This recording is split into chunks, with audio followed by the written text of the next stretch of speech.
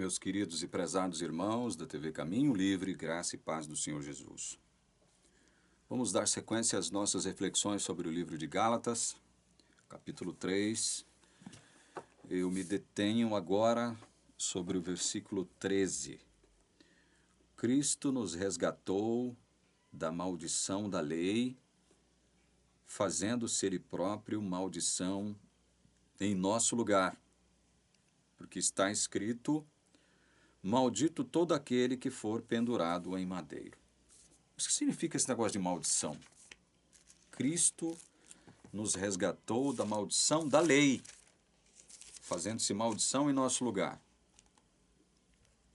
Por conta de que mesmo esse negócio de maldição da lei começou? O que significa isso? Bom, para a gente entender isso, essa questão da maldição da lei, nós temos que repetir de novo o que nós estamos repetindo praticamente desde o início dos nossos trabalhos aqui na TV Caminho Livre, que tudo começa com o pecado de Adão lá no Éden. Vamos entender? Vamos entender essa questão de Cristo nos resgatou da maldição da lei?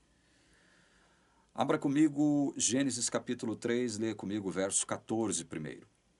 Então o Senhor Deus disse à serpente: por causa do que você fez, você é maldita entre todos os animais domésticos e entre todos os animais selvagens. Você é maldita. Deus disse isso para a serpente. É a primeira vez em que na história do planeta Terra Deus pronuncia uma maldição sobre algo, ou, no caso, alguém, né? Porque a serpente aqui, ela é representativa, ela era uma figura representativa de alguém. Nós sabemos quem estava por trás da serpente, né? Então Deus pronuncia essa maldição sobre a serpente. E aí no verso 17 ele diz: e a Adão disse, por ter dado ouvidos à voz de sua mulher e comido da árvore que eu havia ordenado que não comesse, maldita é a terra por sua causa. Então nós temos aqui duas maldições, uma sobre a serpente. Por tabela, Deus, ao amaldiçoar a serpente, ele está amaldiçoando também quem estava por trás da serpente, né, quem coordenou as ações ali da serpente. E a segunda maldição recai sobre a terra. Aí alguém poderia perguntar, mas espera lá, Deus não é justo? É, Deus é justo. Por que ele teve que amaldiçoar a terra, né, com tudo que nela há, se tudo que há na terra, com exceção dos seres humanos, não poderiam ser responsabilizados pelo pecado de um ser humano? Os animais foram afetados por essa maldição. As plantas, toda a nossa flora foi afetada pela maldição. A fauna e a flora foram afetadas pela maldição de Deus. Maldita é a terra por sua causa. Então, quando a gente entende isso aqui, a gente começa a apreender um sentido, um significado daquilo que Paulo estava transmitindo aos Gálatas quando ele diz: Cristo nos resgatou da maldição da lei, fazendo-se Ele próprio maldição em nosso lugar. Cristo, então, é a solução para a nossa maldição. Ele é a solução para a nossa maldição. Aqui em Gênesis, capítulo 5, verso 29, está dito o seguinte: deu-lhe o nome de Noé, dizendo: este nos consolará dos nossos trabalhos e das fadigas de nossas mãos, nesta terra que o Senhor amaldiçoou. Nesta terra que Deus amaldiçoou. Então, tudo que vem da terra, tudo que nasce nessa terra após o pecado de Adão, já nasce debaixo de maldição. É por isso que tanto homens quanto animais e plantas morrem. A morte é a consequência final e penal dessa maldição sobre a qual Deus encerrou todos nós, tudo que há na terra foi encerrado debaixo dessa maldição. Olha o que Paulo escrevendo aos Romanos, ele diz aqui, no capítulo 3, verso 9, que se conclui: temos nós alguma vantagem? Não, de forma alguma, pois já temos demonstrado que todos, tanto judeus como gregos, estão debaixo do pecado. Judeus e gregos estão debaixo do pecado. E não é só a humanidade, judeus e gentios, que estão debaixo do pecado. Tudo aqui está debaixo do pecado. Deus encerrou tudo debaixo do pecado. É a mesma coisa que dizer que tudo está debaixo de maldição. Tudo que pertence a esse planeta está debaixo de maldição. Aí vem Paulo aos Gálatas e diz que maldito é todo aquele que não permanece em todas as coisas escritas no livro da lei para praticá-las. Então você, que é da lei e que procura se justificar obedecendo à lei, mas que não consegue obedecer todos os requisitos, todos os reclames da lei, todas as exigências da lei, porque a lei transcende a questão dos 10 mandamentos. A lei sobre a qual Paulo está falando aqui, ela transcende os 10 mandamentos. Os 10 mandamentos são apenas mandamentos matrizes, né? Os princípios da lei, as exigências da lei transcendem os 10 mandamentos. E você vai acabar percebendo que você não tem a mínima condição de obedecê-los todos, de se sujeitar a todas as exigências da lei. Então, quando você tem essa consciência, você está o quê? Debaixo de maldição. Por isso que Paulo agora tem que dizer, olha, Cristo nos resgatou da maldição da lei, fazendo-se ele próprio maldição em nosso lugar. Para ensinar essa lição de que alguém se tornaria maldito, porque é isso que significa o que Paulo está dizendo aqui. Olha, Cristo nos resgatou da maldição da lei, fazendo-se ele próprio maldição em nosso lugar. Então, Deus, para ensinar essa lição de que alguém se tornaria maldito em nosso lugar, ele instituiu lá os serviços do templo, do tabernáculo, onde o sacerdote teria que sacrificar um animalzinho, derramar sangue do animalzinho. Todo o ritual do santuário apontava para o fato de que alguém teria que se tornar maldito em nosso lugar. Alguém teria que tomar a nossa maldição em si mesmo.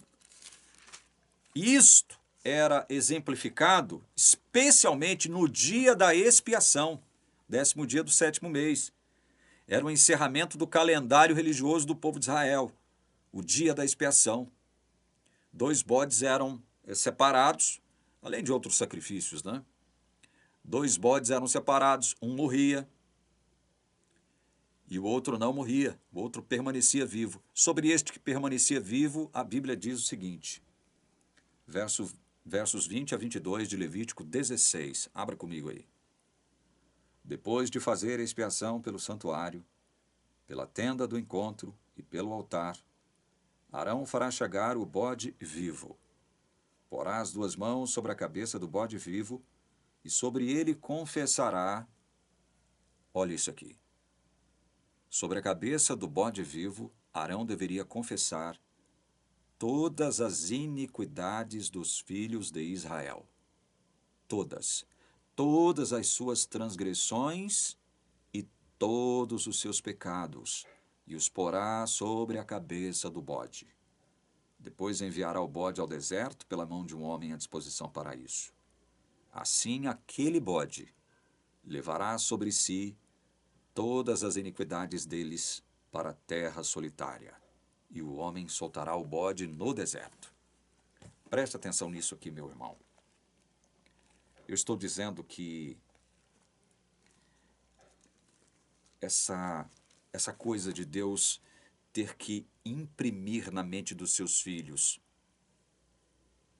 o sentido maior do Evangelho exigia isso aqui, que Deus estipulou.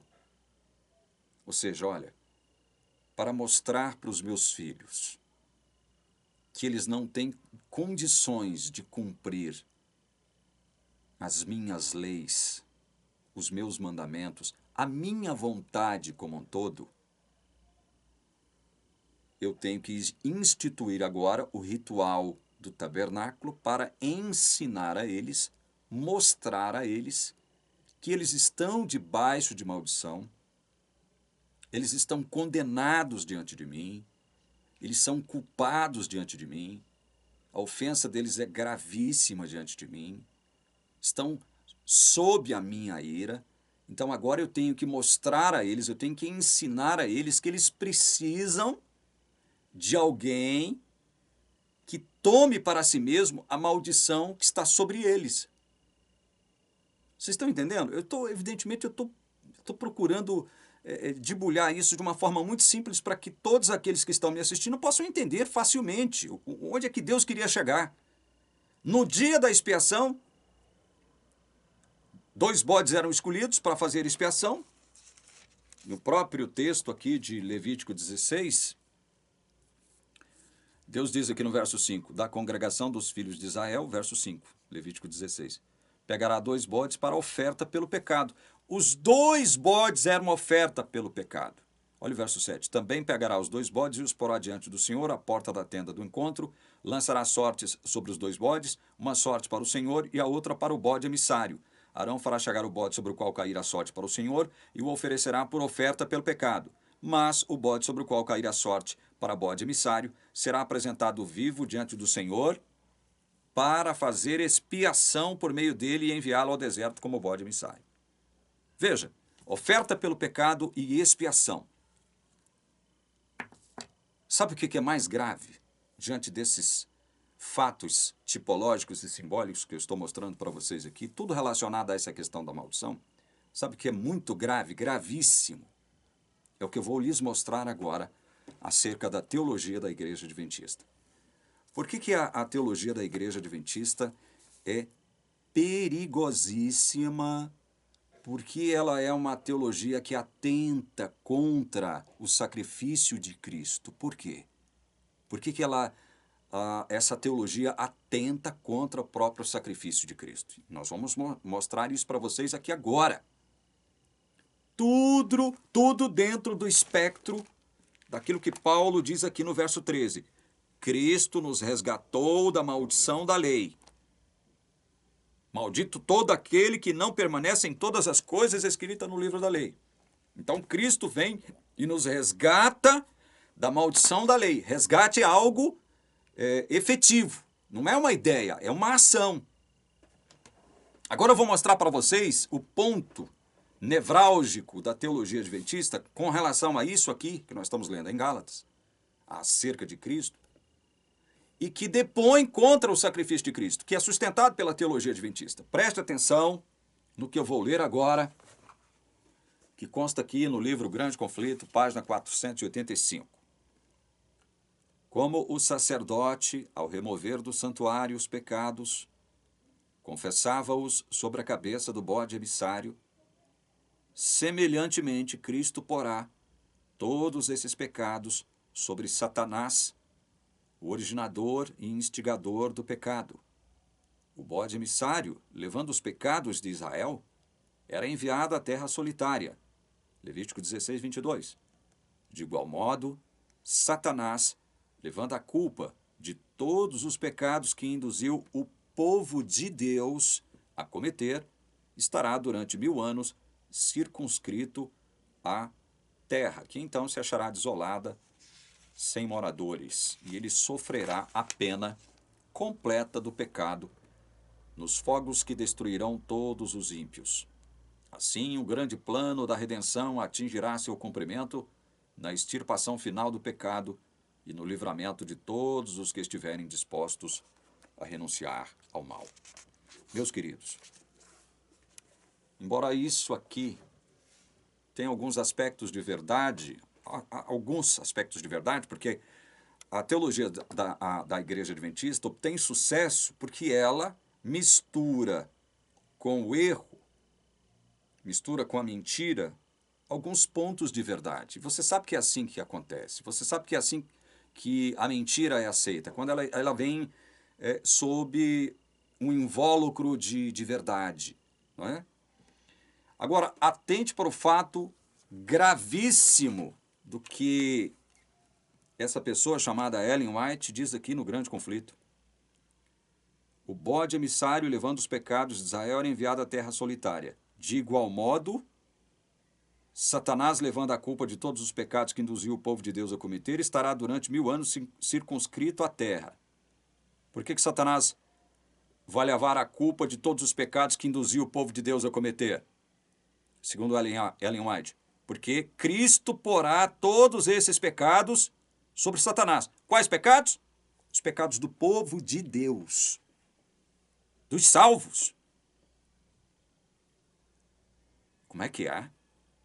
Quer dizer que o Grande Conflito, Ellen White, está dizendo que Cristo, depois que ele terminar o famigerado e suposto juízo investigativo, ele vai colocar todos os pecados do povo de Deus, os pecados pelos quais ele morreu, ele os carregou e morreu por eles. Tem que dizer que ele vai colocar esses pecados sobre Satanás, os pecados do povo de Deus. Cristo que os carregou e os levou, vai colocar sobre Satanás. É isso que o texto está querendo dizer? É exatamente isso que o texto está querendo dizer. Porque para a teologia adventista, esse bode que permanecia vivo, sobre a cabeça do qual o sumo sacerdote confessava todos os pecados, todas as transgressões, todas as iniquidades dos filhos de Israel, era símbolo, era tipo de Satanás. Quando a Bíblia deixa claro que os dois bodes, um é apresentado como oferta pelo pecado e o que permanece vivo faria expiação. Os dois bodes, tanto o que morre quanto o que permanece vivo, fazem expiação. Um como oferta, porque morre, e o outro porque carrega, leva os pecados do povo de Israel. Para a Igreja Adventista, esse bode que permanece vivo é tipo ou símbolo de Satanás. Isso é grave. Aí alguém pode perguntar, mas vem cá, de onde mesmo, o que fundamenta, o que serve de embasamento para a igreja propor isto ao mundo? Esta coisa horrenda, esta abominação teológica. De onde é mesmo que a igreja se baseia, ou onde ela se baseia para afirmar tal absurdo teológico? De uma tradição judaica. De uma tradição judaica. Bode emissário aqui, em hebraico, é o Azazel. Azazel. Que na tradição judaica era símbolo do diabo, símbolo do mal. A tradição judaica preconizava isso. E a Igreja Adventista assimila isso da tradição judaica sem nenhum embasamento bíblico, diga-se de passagem, para afirmar tal coisa aqui contida no Grande Conflito. No final desse suposto juízo investigativo, Cristo porá todos os pecados que o povo de Deus cometeu, pelos quais ele, Cristo, morreu e pagou a pena, sobre Satanás. Sobre Satanás. E Satanás levará a culpa de todos os pecados que induziu o povo de Deus a cometer. Como que ele pode levar a culpa pelos pecados que ele levou o povo de Deus a cometer, se essa culpa, quem as carrega, quem as leva é Jesus, que assume a nossa maldição? Aí nós somos obrigados a ler os textos bíblicos que tratam disso para vocês entenderem, meus queridos irmãos, a gravidade daquilo que nós estamos dizendo acerca da teologia adventista, que é antibíblica, antigraça. Por conta disso aqui. Isso aqui é o ápice do absurdo. O ápice da abominação teológica adventista, dizer que após Cristo terminar o suposto juízo investigativo, ele pega os pecados do povo de Deus pelos quais ele morreu, assumiu a culpa e morreu, ele coloca agora sobre Satanás, que vai levar a culpa. Meu Deus do céu! E o sentido e o significado do que nós vamos ler agora na palavra de Deus, começando com Isaías capítulo 53. Leamos primeiro os versos 4 e 5 de Isaías 53. Certamente ele tomou sobre si as nossas enfermidades e as nossas dores levou sobre si. E nós o considerávamos como aflito, ferido de Deus e oprimido. Levou sobre si as nossas enfermidades e dores sobre si. De forma metafórica o profeta está falando aqui. Isto não significa que de modo algum os filhos de Deus não ficariam doentes ou não sofreriam qualquer tipo de dor. Isso é metafórico. Aí ele diz no verso 5, mas ele foi traspassado, o Messias, foi traspassado por causa das nossas transgressões. O que levou Cristo para a cruz? O que levou Cristo para a cruz? As nossas transgressões. Olha o verso 11 do mesmo capítulo. Ele verá o fruto do trabalho de sua alma e ficará satisfeito. O meu servo, o justo, com seu conhecimento, justificará a muitos, porque as iniquidades deles levará sobre si. Isso aqui é uma profecia messiânica que aponta para o trabalho de Jesus. O que Jesus faria? Qual seria a obra de Jesus? Levar os pecados do seu povo sobre si. É por isso que ele vai parar onde aqui, ó? Ele vai parar nisso, numa cruz. Ali, ele leva a culpa e sofre a penalidade dos pecados do seu povo. Ali, na cruz. Ele faz isso. Outro texto que nós temos que ler. 1 aos Coríntios, capítulo 15. Versículo 3. Antes de tudo, entreguei a vocês o que também recebi, que Cristo morreu pelos nossos pecados. Cristo morreu pelos nossos pecados, segundo as Escrituras. Cristo morreu pelos nossos pecados. 1 Pedro 2:24. Vamos lá para Pedro. 1 Pedro.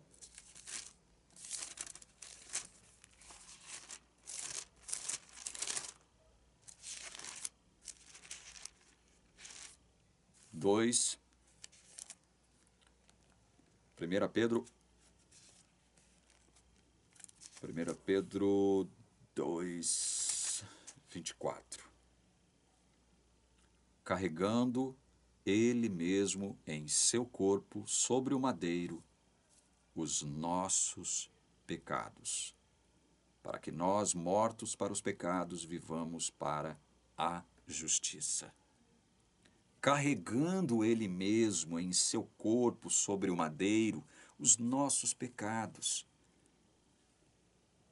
Mais uma vez, nós temos a Bíblia afirmando que quem carrega os nossos pecados, que quem assume a culpa pelos nossos pecados,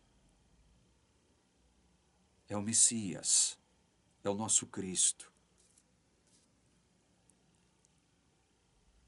É Ele que carrega a culpa pelos nossos pecados. Ele é o Cordeiro de Deus que tira o pecado do mundo. Por que ele tira o pecado do mundo que ele veio salvar? Porque ele os assume. Ele os assume. Estão entendendo? Gálatas capítulo 1, verso 4. O que Paulo diz em Gálatas 1, verso 4? O qual entregou a si mesmo pelos nossos pecados para nos livrar deste mundo perverso, segundo a vontade de nosso Deus e Pai. Veja isso, meu irmão. Preste atenção nisso. Aí a igreja adventista vai dizer o seguinte: não, nós não negamos isso, que Cristo carregou os nossos pecados. Nós não estamos negando isso e não negamos isso em nossa teologia. É verdade, vocês não negam, como está aqui no próprio texto que eu li do Grande Conflito. Vamos ler de novo, para vocês entenderem. Como o sacerdote, ao remover do santuário os pecados, confessava-os sobre a cabeça do bode emissário, semelhantemente Cristo porá todos esses pecados sobre Satanás, o originador e instigador do pecado. O bode emissário, levando os pecados de Israel, era enviado à terra solitária. De igual modo, Satanás, levando a culpa de todos os pecados que induziu do povo a cometer, estará durante 1000 anos circunscrito à terra. Então, a igreja não nega que Jesus carregou pecados. Ela vai dizer, de modo contraditório e abominável, que Cristo porá todos esses pecados do povo de Deus pelos quais ele morreu e assumiu a culpa e morreu, ou seja, pagou o preço de todos eles, sobre Satanás. Porque Satanás vai levar a culpa. Então quer dizer que Cristo morre sem levar a culpa? Quer dizer que Cristo, ele morre sem levar a culpa pelos pecados do povo de Deus? Como que ele morre sem levar a culpa? Como que ele morre sem levar a culpa? Cristo não poderia morrer sem levar a culpa. Ele está carregando os pecados do povo. Então, ele assume a culpa. Ele assume a culpa. E onde é que está isso? Olha aqui. Cristo nos resgatou da maldição da lei, fazendo-se ele próprio maldição, fazendo-se ele próprio culpado. Como Paulo diz em Romanos, Cristo veio em semelhança de carne pecaminosa, assumindo a culpa, assumindo o pecado ou os pecados do seu povo. Não é isso que estava explicitado acerca da missão de Cristo? O anjo, quando diz ali a José o seguinte, Mateus capítulo 1, verso 21, diz assim, vamos ler o 20 para contextualizar. Enquanto ele refletia sobre isso, eis que lhe apareceu em sonho um anjo do Senhor dizendo, José, filho de Davi, não tenha medo de receber Maria como esposa, porque o que nela foi gerado é do Espírito Santo. Verso 21. Ela dará à luz um filho e você porá nele o nome de Jesus, porque ele salvará o seu povo dos pecados deles. Olha a missão de Jesus, salvar o seu povo dos pecados deles. Então, Cristo, quando assume a nossa maldição, a Bíblia está querendo dizer, Paulo está querendo dizer o seguinte, ele assumiu a nossa culpa. Ele assumiu a nossa culpa. Por isso ele é levado à cruz. Por isso ele se faz de maldição em nosso lugar. E agora vem a teologia adventista e diz, olha, nós não negamos que Cristo levou os nossos pecados, porém, no fim de tudo, no fim desse juízo investigativo, ele vai colocar os pecados sobre os quais, pelos quais ele morreu, sobre Satanás, que levará a culpa. Meu Deus do céu! Onde nós podemos encontrar pelo menos um texto bíblico dando suporte a isso aqui? A não ser Levítico 16, 20 a 22, que é mal interpretado pela igreja adventista. Que diz que o bode vivo, o bode que permanecia vivo, era símbolo, era tipo de Satanás, e não de Cristo, que leva aos nossos pecados, todas as nossas iniquidades. A igreja nunca entendeu, nunca compreendeu isso. por isso ela comete esse erro gravíssimo em sua teologia, ao afirmar que depois de tudo, os mesmos pecados pelos quais Cristo morreu, os pecados do povo de Deus, ele vai colocar sobre Satanás, que levará a culpa. Como vai levar a culpa? Como vai levar a culpa se quem leva a culpa é Cristo, que se faz maldição em nosso lugar? Estávamos amaldiçoados por conta do pecado. Cristo vem, assume a nossa culpa e a própria maldição dos nossos pecados, carregando os nossos pecados em seu corpo. Quando ele vai para a cruz, ele está levando os nossos pecados, e é por isso que ele está ali na cruz, ele morre por causa dos nossos pecados. Como que agora Deus pode culpar Satanás pelos pecados do povo de Deus, se Cristo já assumiu a culpa e a maldição por esses próprios pecados e morreu por causa desses pecados? Os pecados já não existem mais, Cristo pagou por eles. Foram lançados nas profundezas do mar. Acabou. É por isso que na nova aliança, uma das promessas de Deus na nova aliança é Hebreus 10, 17. Também dos seus pecados e das suas iniquidades jamais me lembrarei. Jamais me lembrarei. Verso 18. Onde há remissão de pecados, não existe mais necessidade de sacrifício pelo pecado. Cristo não pagou, não assumiu a culpa e pagou o preço dos nossos pecados. Cristo não assumiu em si a maldição dos nossos pecados. Não se sacrificou por isso. Por que que agora Satanás tem que levar a culpa e se sacrificar agora por conta dos nossos pecados, se foi Cristo que fez isso e não Satanás? Estão entendendo a gravidade disso, meus irmãos? Estão entendendo a gravidade disso?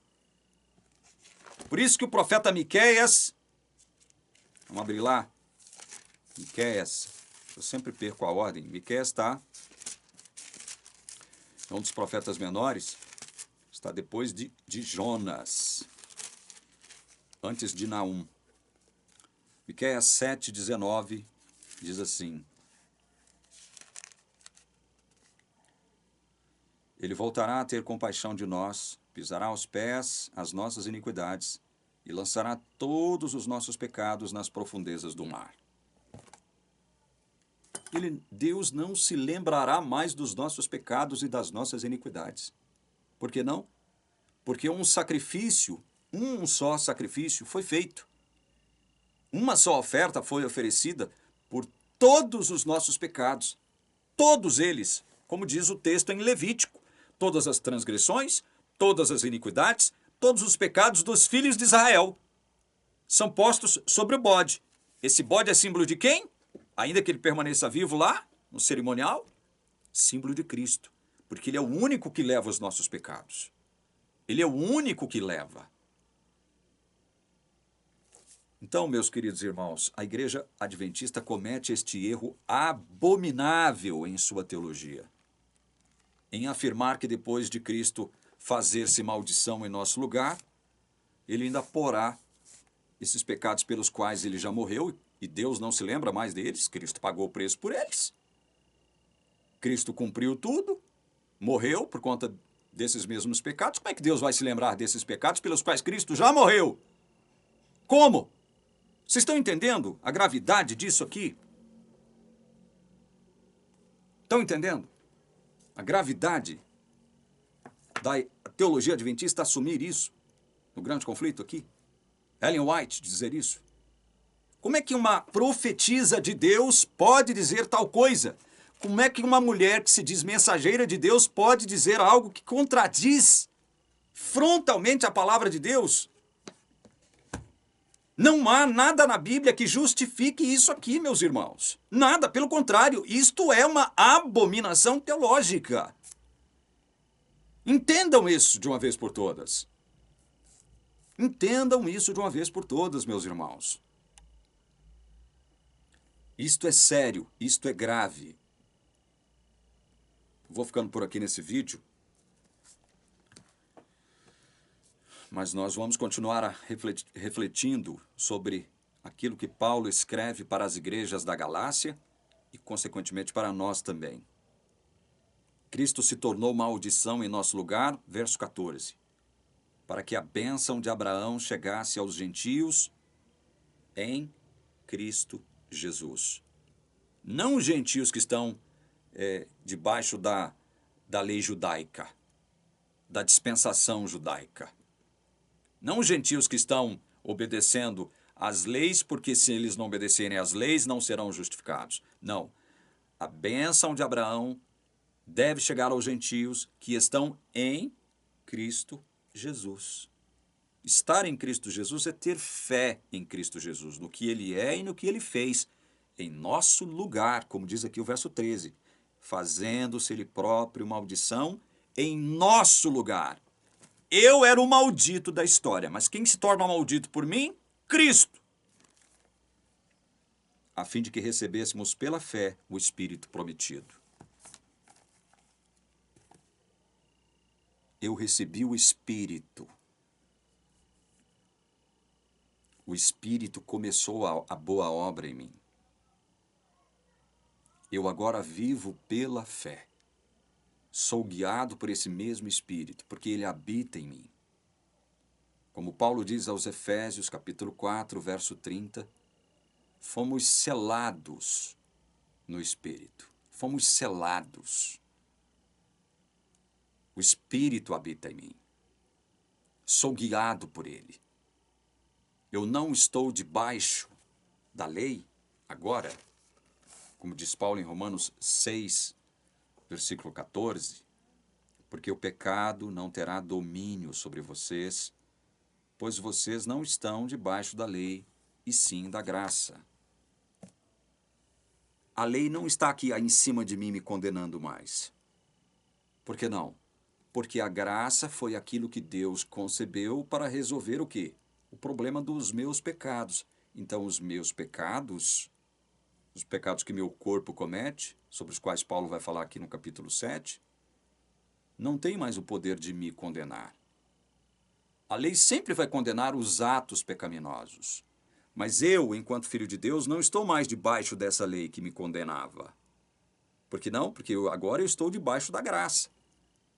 Então, os meus pecados, os pecados que meu corpo comete agora, não podem anular a graça de Deus que foi concebida justamente para tratar dessas questões, as questões do pecado. A graça é o remédio de Deus para os meus pecados.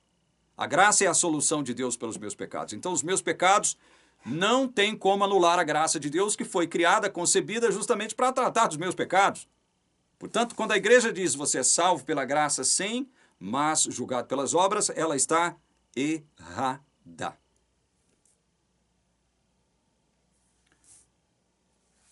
No próximo vídeo nós vamos continuar falando de Gálatas. Espero que a gente comece agora a analisar o texto de Gálatas a partir do versículo 15 do capítulo 3. Que Deus possa abençoar você que acompanhou esse vídeo até agora, em nome de Jesus. Amém.